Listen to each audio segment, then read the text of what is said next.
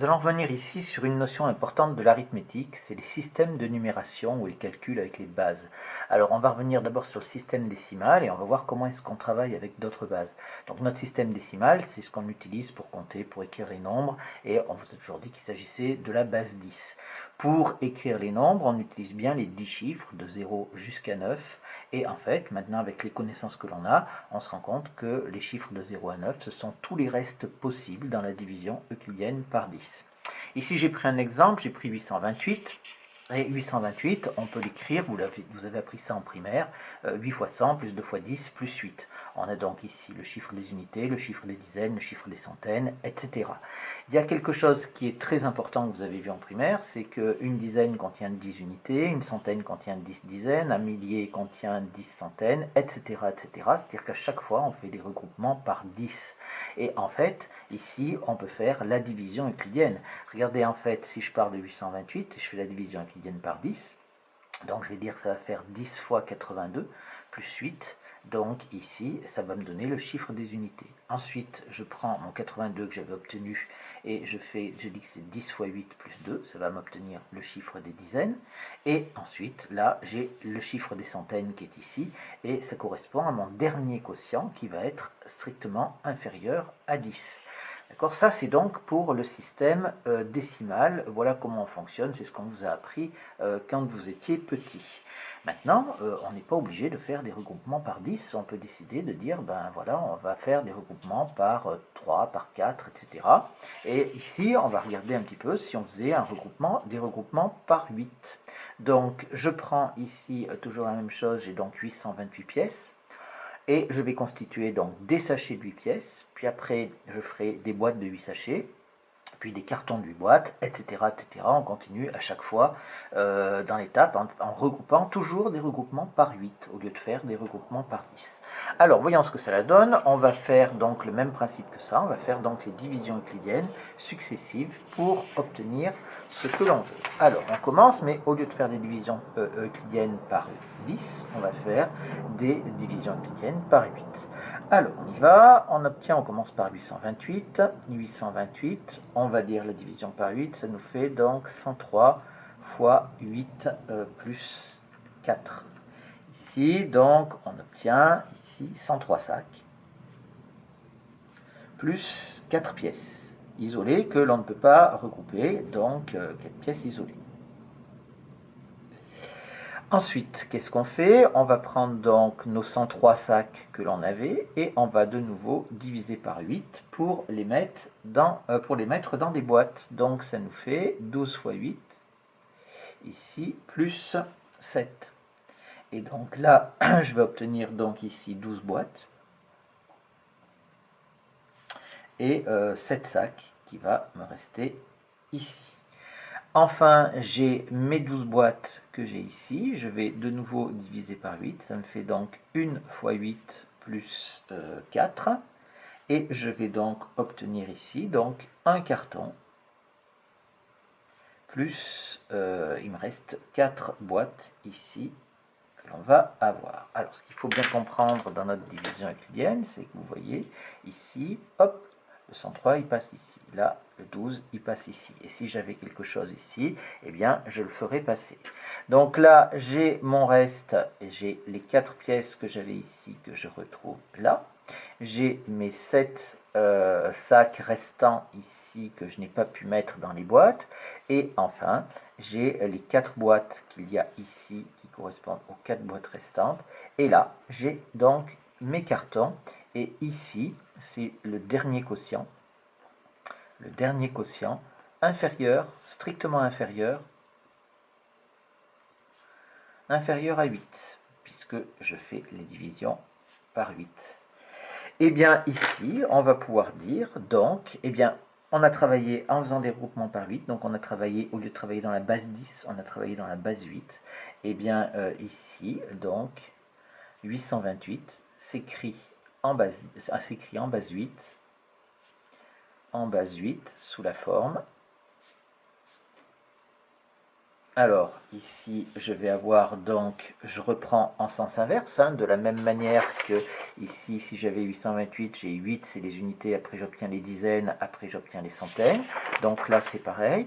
Il faut que je parte donc du premier que j'ai eu. Enfin, en fait, le premier chiffre que je vais écrire, c'est celui-là. Donc, je vais avoir un carton, je vais avoir 4 boîtes, je vais avoir 7 sacs et je vais avoir 4 pièces isolées.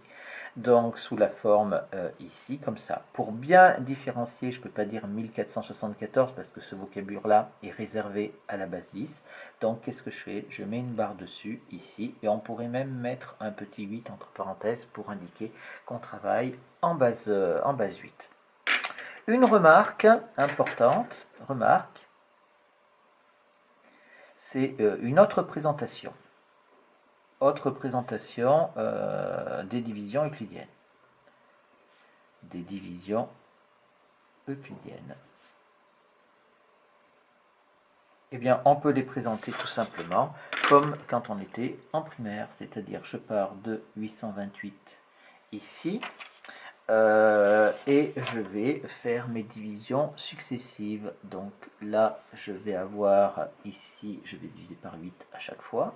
Donc j'obtiens quoi? J'obtiens 103 et il me reste 4 ici.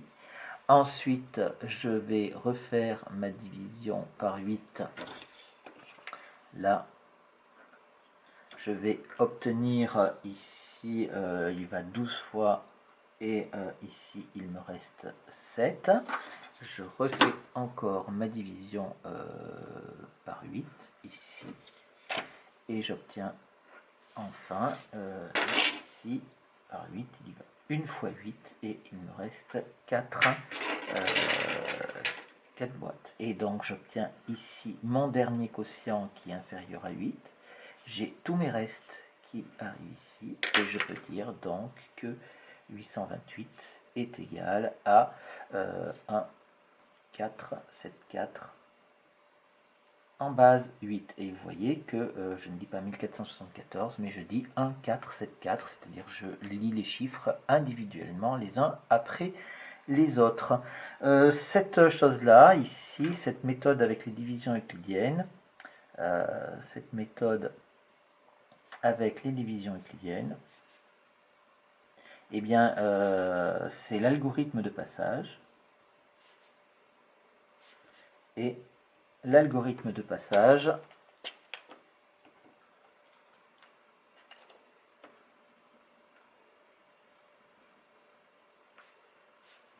de la base 10, de passage de la base 10 à la base 8, puisque j'ai travaillé avec la base 8. Bien entendu, j'ai fait des regroupements par 8, mais j'aurais pu faire des regroupements par absolument n'importe quoi, ça n'aurait posé aucun souci. Eh bien, on va pouvoir donner une définition générale du système de numération, donc définition. Alors, dans une base quelconque, donc je vais dire ici, je vais dire soit B, un entier naturel, alors supérieur ou égal à 2, autrement ça n'a pas d'intérêt, supérieur ou égal à 2. Je vais dire que ici, un entier naturel grand N, s'écrit en base B. En base B, il s'écrit comme ça, A1, AN, pardon, AN-1, etc., A2, A0, A1, A0, avec une barre dessus, ici, d'accord, ou A0, A1, etc., jusqu'à AN, sont des entiers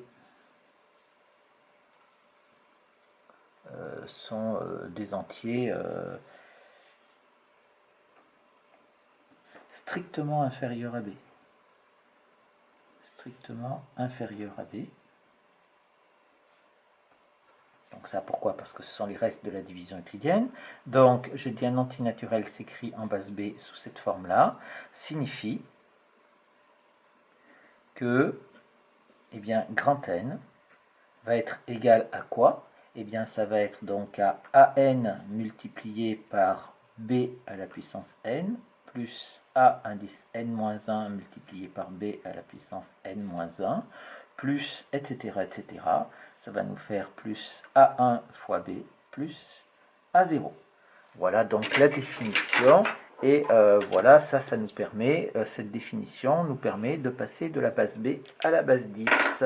Donc, je vais le mettre en remarque. Remarque. Cette définition permet de passer de la base B à la base 10. On va faire un exemple histoire de bien comprendre de quoi il s'agit. Donc, exemple.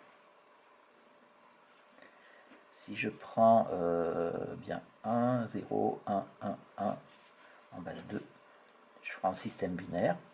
Ça va être égal à quoi? Alors ça va être égal à 1 fois ici, là je suis à 0, 1, 2, 3, 4, ça fait 1 fois 2 à la puissance 4, plus 0 fois 2 à la puissance 3, plus 1 fois 2 à la puissance 2, plus 1 fois 2, plus 1.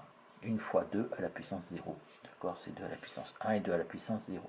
Ça nous fait ici 16, plus 0, donc ici, plus 4, plus 2, plus 1, ce qui nous fait donc 23. Voilà comment je passe de la base 2 à la base 10.